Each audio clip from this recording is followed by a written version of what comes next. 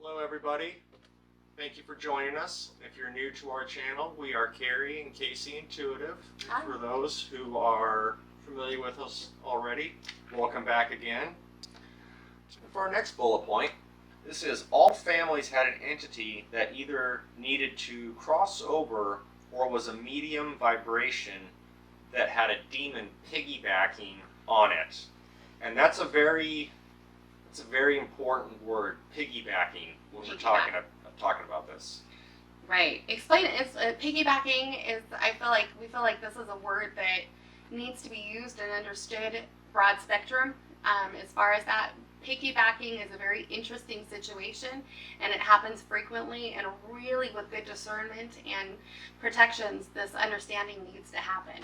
So, what is piggybacking? Piggybacking is where you have an entity that is trapped in a location or in a home that hasn't crossed over yet and hasn't made that ascend into a higher vibration form to pass on into through the astral world. So what the demonic like to do is that they like to hold these entities, these people who used to be people, hold them hostage in a sense. And they will basically from behind the scenes control and keep this entity prisoner, and will often hide behind it and then have the human spirit kind of do their work while they stay hidden behind and not revealing their identity. Yeah, and by doing that too, it's almost like that demonic entity, when it literally piggybacks on a very vibrational level. Its entire negative being attaches to that spirit that needs to cross over, and literally uses it as a puppet. So that way it doesn't get revealed, it doesn't get seen. You're thinking that you're talking to a spirit that needs to help crossing over, and it's doing all the, pushing things off the shelf, opening, closing doors, all sorts of little chaotic things that are, you're in wonder for it, but it's also giving super negative feelings, so there's a lot of confusion too. That piggybacking situation is a really interesting situation to look at, because of the part that you're seeing one entity being that spirit that hasn't crossed over yet. But the truth is what you're really getting is the piggybacking demonic activity, which literally can, even if the spirit was a really high vibrational human being when they were here, they can literally stay at that high vibration, mask it, and dominate it like a puppet, and maintain that high vibrational area for an extended amount of time, because it's literally feeding off of its host, which is the spirit that hasn't crossed. And it takes advantage of that scenario by taking advantage of our human nature too, to want to help. To help the spirit that hasn't crossed over. But what you're really accidentally doing is dealing with a piggybacking situation. Therefore, you're truly helping the demon. And this is another tradecraft that demonic love to use. It's an easy entrance, an easy way in, and to stay hidden behind the scenes. And maintain that higher vibration for an extended amount of time when the demonic is not a high vibrational entity.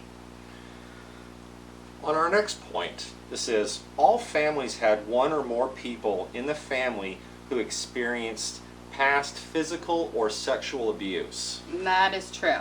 That is true. So this was an example for both of the families. Both of the females had experienced physical or sexual abuse earlier on in life. Right, and with the story with Kate, it had happened to her numerous times, especially in relationships, former relationships that she had been in, that had nothing to do with her current spouse and her current love partner. That had nothing to do with him. But she had experienced sexual assault, some physical abuse, and all sorts of other abuse as she had grown up and through her teenage years. And she wasn't experiencing abuse within her house at that time. It was a very different high vibrational relationship that the two of them had. But the thing is that Kate did experience that type of trauma, which brings up PTSD into her current life, even though she's not currently having a relationship that would give her a reason to feel fear. The entities are making her feel free, but feel fear, but her spouse is not. She had severe abuse when she was growing up, as did Mary.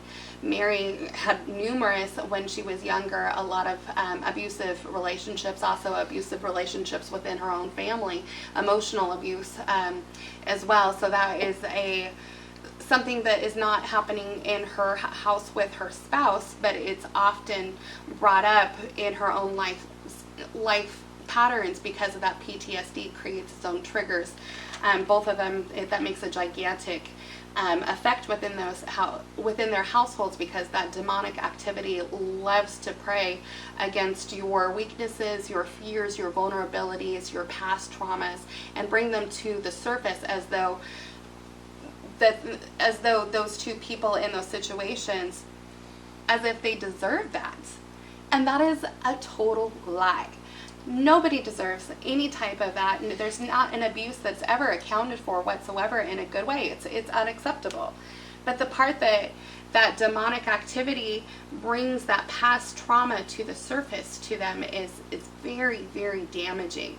But that's very common too. That there's classic tradecraft demonic stuff. But a lot of families do. The person who is seeing these entities up front first usually does come from a place of former abuse. Yes. So. And then finally, our last one, and of course I think this is perhaps one of the most important ones. All families would do anything for continued peace and wanted to learn new tools and how to sustain them. Right. So even the husbands, the skeptical husbands, what every person in the house can agree on without a shred of doubt is they want the old stuff to go, and they want a form of peace, and they want absolute love and a high vibrational place to live in. Both families, that's what they'll do anything for it, even to the point of like making negotiations.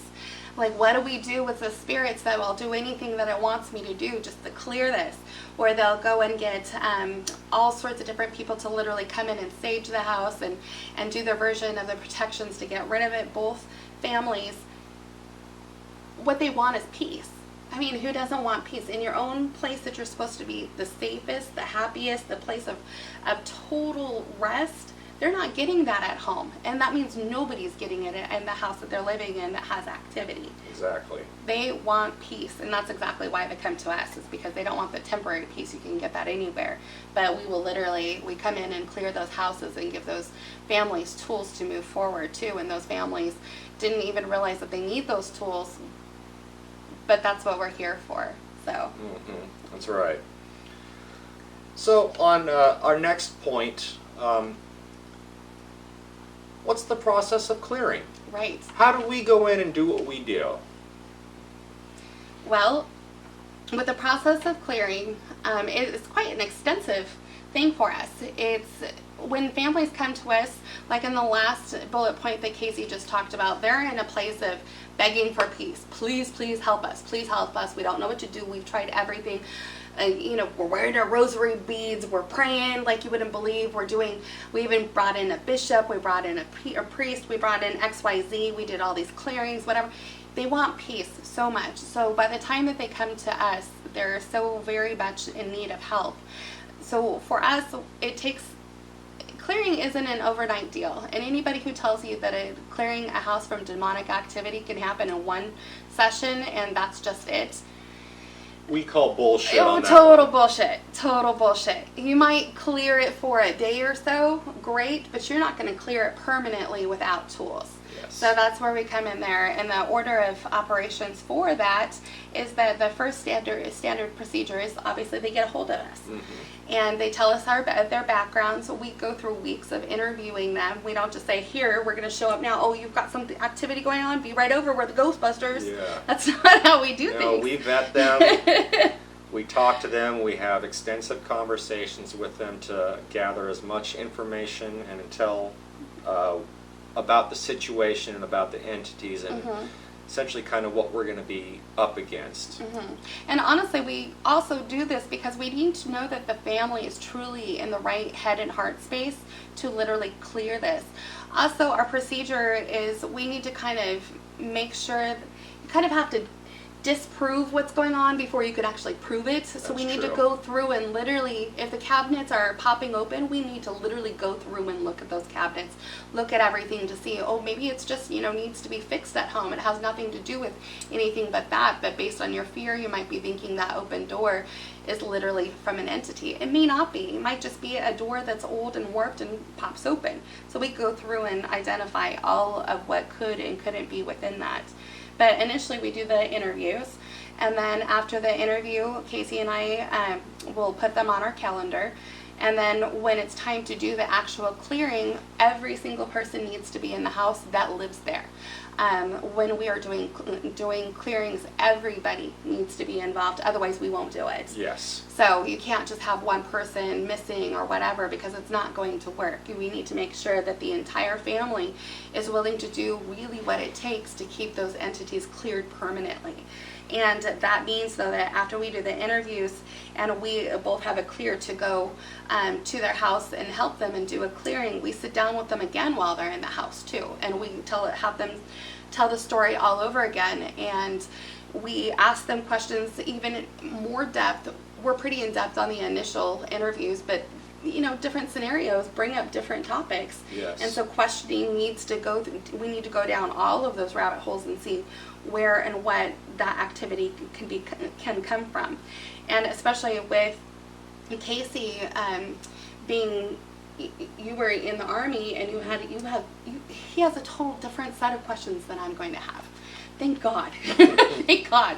And for me being who I am too, and a mom of 4 and a very creative person, I'm going to have a totally different set of questions too.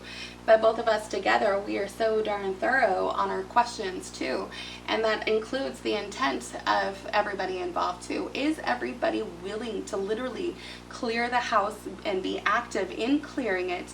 And are they willing to receive tools so that way they can move forward too? If not, even just one person that isn't willing to do it within the house, we can't help. Right. So that's right.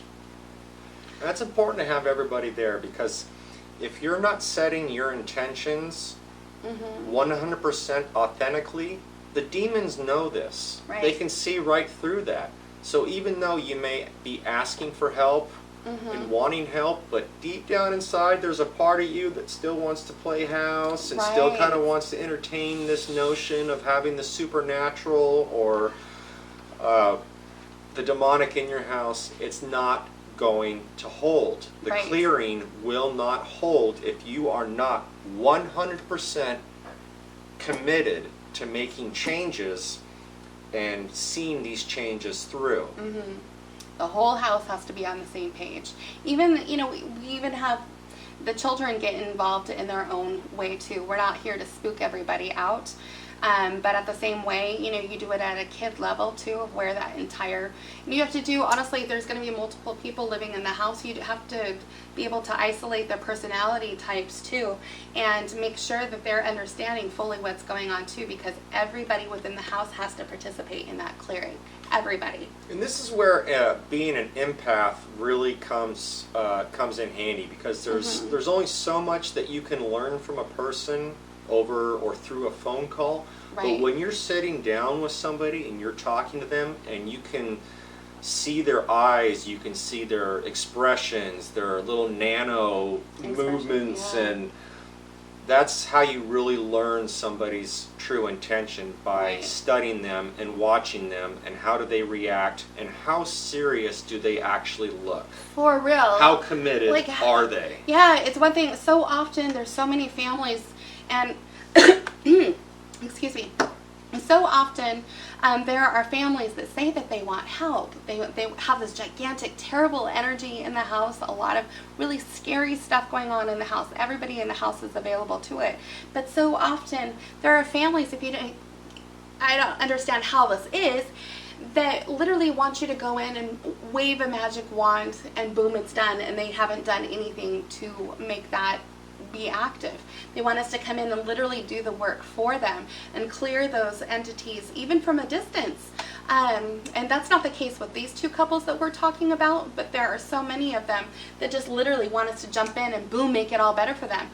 And that's not how that works. Yeah, unfortunately, people are so used to wanting instant gratification and instant results, but that kind of thought process or mentality does not hold any water or will not work in this type of situation with these types of entities. Yeah, and most often they might feel a little lighter and some cleaning, maybe no activity within the house for like a week or two, three weeks tops.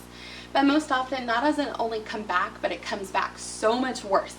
So much worse. In fact, they will bring their literal other legions with them too. And now the house is spread with all sorts of ranking of demonic activity, from minions the lowest all the way up to the highest grade within their house. Because even if the person thinks up front, yeah, I want this cleared, yes, this is absolutely what I do, guess what? You can't hide your lies from the other side either. This is both positive and negative.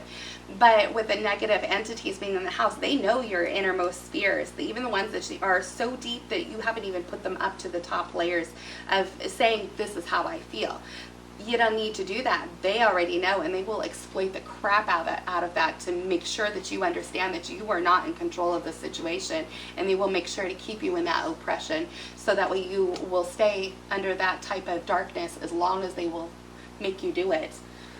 And that's why this is so important, because if we're going to go in and we're going to help clear somebody's home and clear a demon out of somebody's home, there's also a risk to us. Gigantic.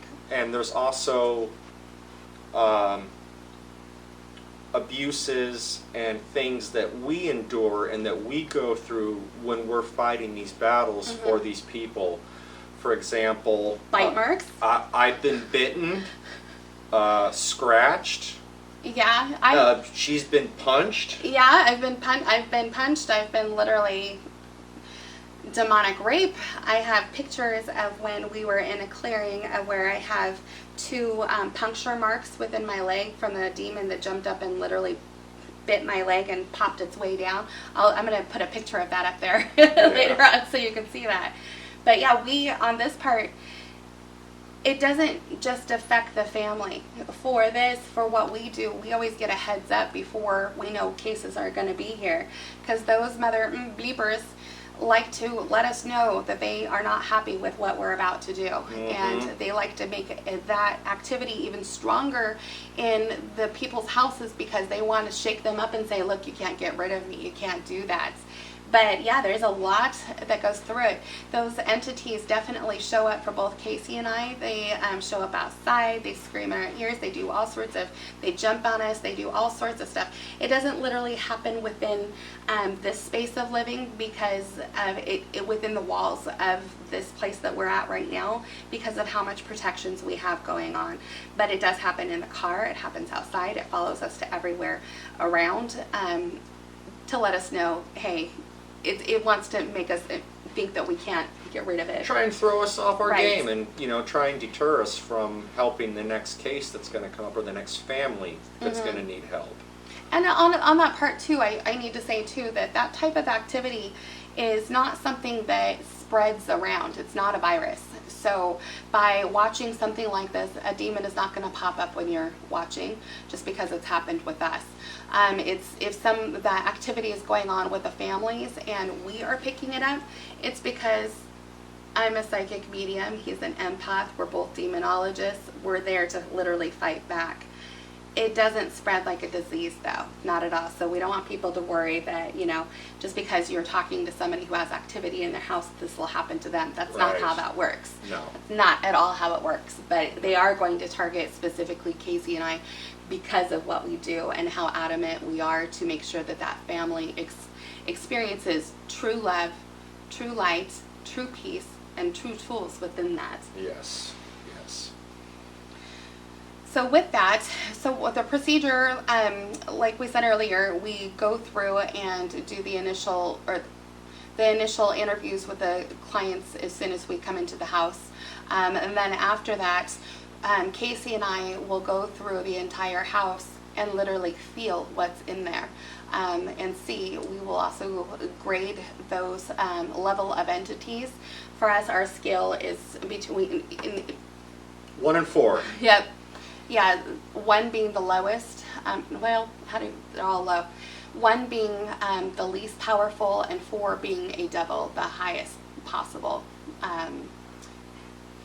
low vibrational entity. So. And there isn't one devil, there are many devils. Right. Yeah, which brings up a very good point too.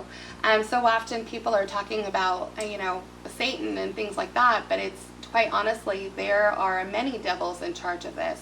And what we have found is that each of these devils, their entire legions will prey on a specific family on one specific course. For example, when you have a devil that is based, one of its jobs is at a feeding off of wrath, right? So everything within that house is going to be dominated from that specific devil. But we're not going to say his name. No, or any of their names. Any of their names. So the shadow figures, the minions, everything within their house is usually a legion within that devil's legion. And every devil has a strength and weakness within their abilities as well. And it's our job to go through and not only feel what's going on within the house, but also classify who it belongs to, what devil it belongs to, and then identify its weaknesses too, because when we're literally fighting an astral realm, that is where we go. Yes. So that we do initially, we'll scan the house, we'll go through, and we won't necessarily say to the owners of exactly how many entities or whatnot is in there, because we're not trying to scare. The whole bit is that if you have one demonic entity in there, you have several of them in there. It's a whole legion, not just one. Some of them are more quiet than the others, but you still have the entire legion that needs to be fought off, not just that one that's being visible. Yeah. So you have an entire army of demons that are at the disposal of this one devil. The one devil may decide or not decide to engage or not engage because it may not be worth its time. That's why it's got this whole chain of command, whole army of legions of demons to go in and do its work for it. With different level classifications. Yes. So yeah, we'll go through and identify it, and then we invite the family. It's mandatory for families to come and fight as well. Yes. We have different ways of doing this as well, but they are required to literally be a part of the clearing and be willing to do it 100%, or we will not do the clearing at all. That is correct. It's all or nothing. No in-betweens. No gray area. Black or white. You in or you out. Yes. So what happens is that we go through and we've identified him, and I have classified what demons are, what class origins they are, what their base is. I am also a Reiki master and an energy healer. And Casey is a Reiki practitioner and a powerful energy healer. And this is part of what we do. So when we're going through here and not only isolating what is going on within the house, but we're literally bringing healing to the house as we're cleaning. That's right. And we're not cleaning, that doesn't mean cleaning with ammonia or Windex or whatever. that's or great. Salt. Yeah. Salt works, but it's not the same thing as, and sage is wonderful too, but it's you can't clear houses 100% with just that. So it has to be everybody in, everybody willing to do the work, and literally the family has to cast out those demons with us. Yes. And while that's happening too, we put up all the Reiki symbols everywhere. We show them literally how to do the fireballs of protection and put those up in the house as well.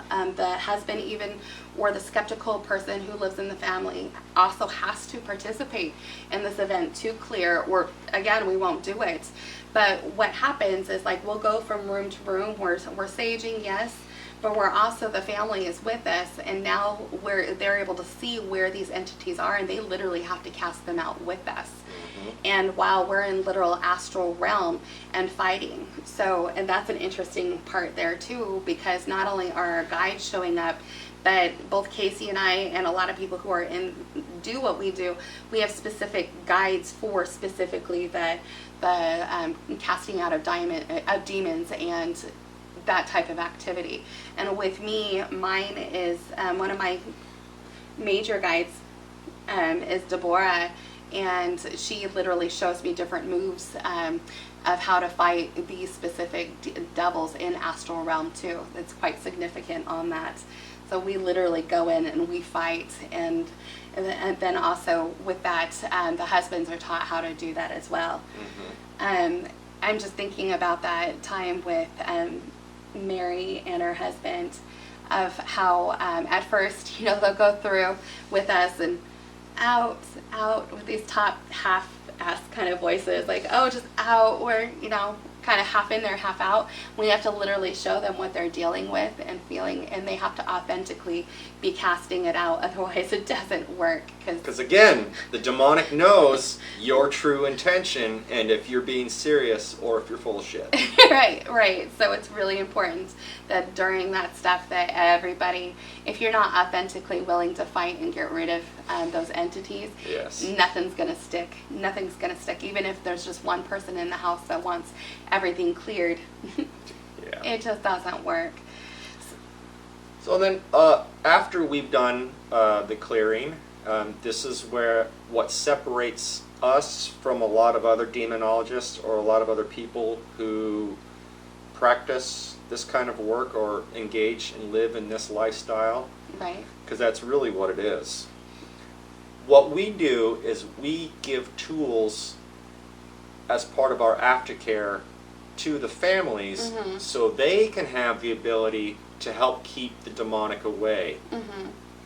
Right. So what do we do for that? So with that one, it always depends on the specific family. True. Every family has a different dynamic.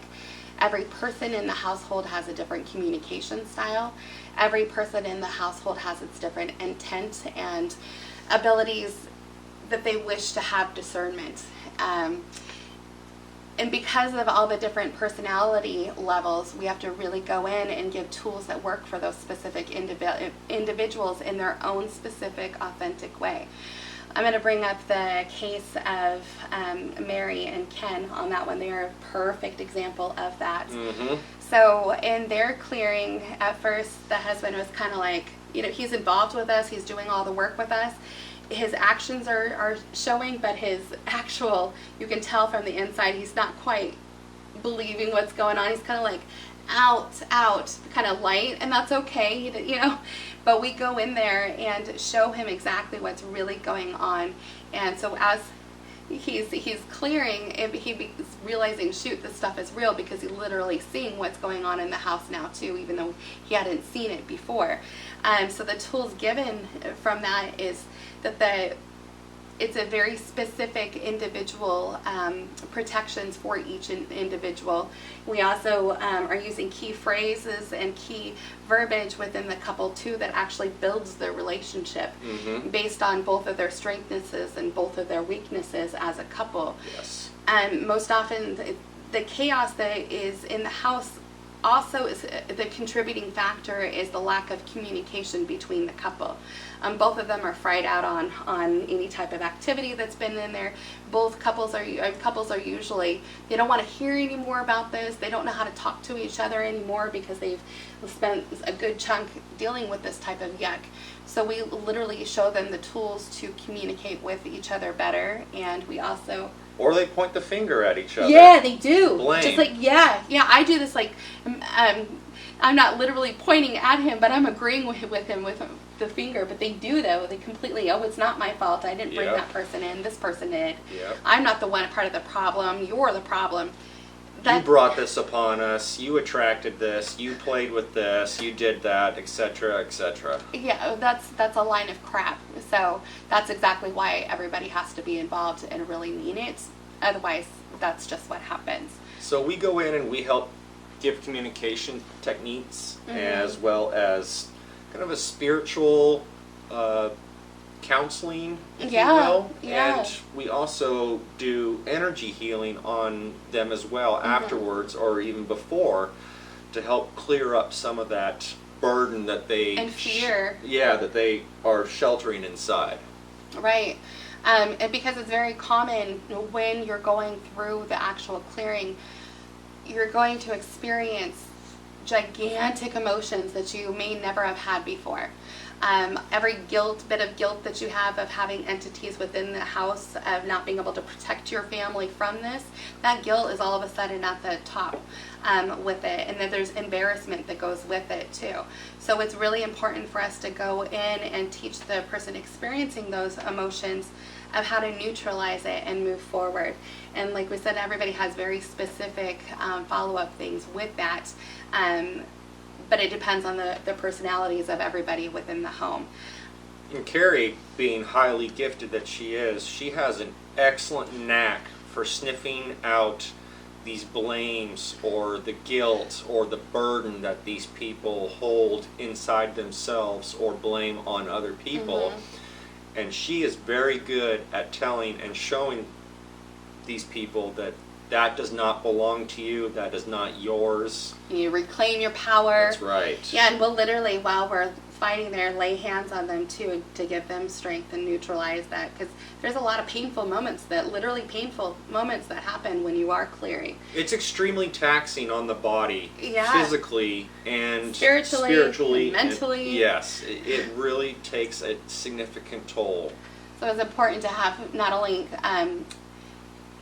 psychic mediums to see this within the house, but also energy healers too, so that way you're giving people their strength back and not taking away their strength in the act of clearing the house. Exactly. And just having literally with Mary fighting, she's literally fighting and casting out these demons, and we're laying hands on her while doing that, while I'm fighting in astral realm and literally stabbing the crap out of these demons, and he's going through and doing the same thing.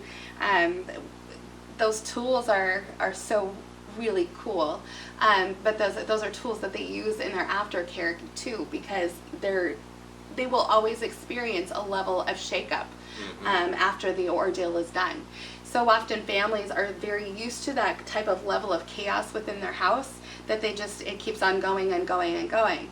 But it sounds silly, but the amount of trauma that happens afterwards from the idea and all that whole lifestyle of chaos and oppression and negative thoughts and those demons literally taking over into, now you have a place of space from the negative, and also peace. It is very hard for people to deal with peace. Some people, when you're dealing with that kind of chaos, peace is a place that's an unfathomable place to be in. Mm-hmm. So we're showing them how to deal with that as well, and the stuff that comes up. Yeah, and we're also teaching and showing how to deal with the PTSD that comes with this, the residual effects, or, being so used to having, events happening in your house and all of a sudden they're not happening anymore. Right. It's very likely you're going to still feel like somebody's looking over your shoulder. You're going to feel like some activity is in there, but the tools that we're giving are literally exceptional. With the tools that we give them, as far as like communication and literally how to throw those light balls that are energy balls, they get thrown up for protection. We show them literally how to cast those things out and where your intent needs to be for real, not just pretend intent. Mm-hmm. We also talk about all the psychological issues that have led up to the place of where they are, and that current time that needed that clearing. So, this doesn't just happen out of nowhere. Right. So that mentality moving forward, there needs to be a shift. And one of the things, there's a whole list of this, we'll talk about this in another segment, but for every negative thing that there is out there that the demonic puts out, there is a positive counteraction to it. For example, the level of fear and shame and guilt that happens within that family, especially from the mother who is their own protector within the house, that fear will still stay after the clearing happens, but we are very specific that whatever negative feeling is happening needs to be countered with the positive equivalent. For the example, the fear and guilt and all of that needs to be replaced with trust in place of fear. Trust that you have the ability to keep it clear and safe. You have the ability to make sure that your family is safe without having that burden on you because it's been done. And trust in knowing that moving forward, that everything will be okay, and you are worth having everything being okay in your world, and those that love you and you love them around you. Guilt, the other part too, that comes with that, when you're feeling that initial state of guilt, it needs to be replaced with love and compassion too, and also trust in its way too. That is something that gives your power back. Yes. So everything negative needs to be replaced with that positive equivalent, and we are here to give the whole family power to claim their domain back and not have these things down again. And with that chaos, that means that they don't have the protections and discernment, so they need to start learning them. Yes. It's kind of like having an unbalanced ship out on the water. So if you take off cargo and you're not able to realign it and get the balance right, the ship could very well capsize. Well, this is the same kind of principle, is that we're removing all the baggage and all that other stuff that comes along with it, but we're not leaving this vessel empty and unbalanced. Right. No. We're filling in what was taken out with light and love in order to keep this ship balanced and above water. So if you take off cargo and you're not able to realign it and get the balance right, the ship could very well capsize. Well, this is the same kind of principle, is that we're removing all the baggage and all that other stuff that comes along with it, but we're not leaving this vessel empty and unbalanced. No. We're filling in what was taken out with light and love in order to keep this ship balanced and above water. Yeah, they have those tools with it too that are of light and love. And then also for the other point of it too is aftercare. The way that we deal with aftercare with them too. Not only do with what we just with that, but we also are talking about the part of they're required to fast too. Yes. For 4 weeks total. It's really 21 days and above. It takes 21 days for your muscle memory, and because of the lack of stuff before, part of the aftercare is fasting, and that is a spiritual fasting, not a food fasting. Just to be clear, there are many different ways to fast, but we require that the family has no activity within divination or within any type of, not using tarot cards or any type of metaphysical things whatsoever for 4 weeks, because they need to learn what peace is and how to deal with peace. And with that too, that they're practicing the essential protections meditation that we have. They can, while they're fasting, what they can replace that with is all the positive energies. You can get Reiki done, you can get energy healings done, you can be with other people and not necessarily conjure. After that point, you don't want to do any type of seances or anything that is, you are not allowed to do that. And actually visiting mediums and things like that needs to be out of it during that fast as well. Yes. Because if you didn't have the discernment and protections down before, which caused all the demonic activity, you're not capable of dealing with the discernment and protections moving forward. That takes time, and that's where the fast comes in. It's kind of like somebody who just got off heroin and is on a journey to clean themselves. Well, if you take that person out of a positive environment and you put that freshly clean person in a negative environment where there's a high chance of a relapse, it's the same thing in this instance. Yes. And that's not what we want. We're Yes. avoiding the relapse. So that's why we tell people, do not participate in any kind of spiritual divinations or anything of that nature. You need to totally detox yourself before you can get to that next phase where you can have the discernment and be able to Not have it all happen all over again. exactly not have another invite and not allow this to just come right back in. It's, you don't want to set somebody up for failure. You don't want to put a recovering heroin addict in an environment where there's a bunch of Addicts there. or in a toxic environment. It's the same thing here, and that's what we tell these people and insist on these families doing. And we're also talking no heavy drinking. No Hard drugs. Nope. Cannabis is okay in small amounts as long as you are not getting high or being in a place of vulnerability, but it's a natural herb, so that's a little different. But during the fasting, it's important that the commitment is made that the only people that you'll share your environment with is people that will support your growth and support your spiritual cleansing during this too. They need to be 100% on your space. Otherwise, forget it. Forget it. The nurturing needs to be 100%, and it has to be for 4 weeks. Yes. And then lastly, it's pretty self-explanatory, but follow-up.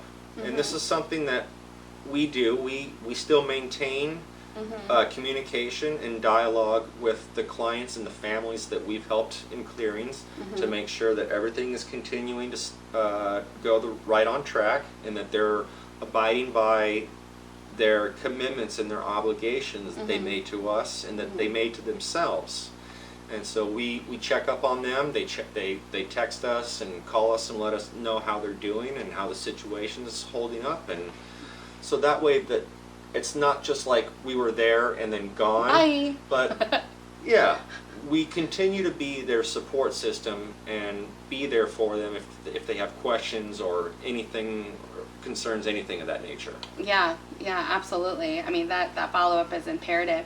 And we will no matter how long ago it was that we did a clearing for a specific family, we will go into the astral realm and also scan their houses numerous times since the event to make sure that it stays clear. And if there's ever any pop-ups, I've had some clients too where it felt like there was something starting to pop in, so we'll literally call the family and say, hey, how's it going over there? And they'll let us know what's going on, and we've already given them the tools that a lot of times they can take care of it themselves now. And we help them move forward with that too, but usually it's not. We haven't had any of them of where there was an infestation that has come back, because this is something that literally gives you, and gosh, I'm saying that word a lot. This is something that gives the family the tools for power, empowerment, for security, for love and peace and light through their whole existence, not just for the clearing. Yes. Well, today that's what we talked about for our points, and on our story time, more or less, is on these two families that we helped in a clearing. Once again, I am Casey. And I'm Carrie. We're from Carrie Casey Intuitive, and we want to thank you for listening to us. We hope you enjoyed today's topic, and if you're new to us, again, we want to say welcome and thank you for checking out our channel. And if you're a repeat customer or repeat individual, we want to thank you again for joining us and watching our video. Welcome back. Well, thanks for joining in. Hopefully this is helpful for you guys. If you're not currently experiencing that, that's great. But if you know somebody who is, please point them to this video too, and get a hold of us if you need to. And thank you so much for your support. Thank you, everybody. Bye, guys. Take care. Love and light. Love and light.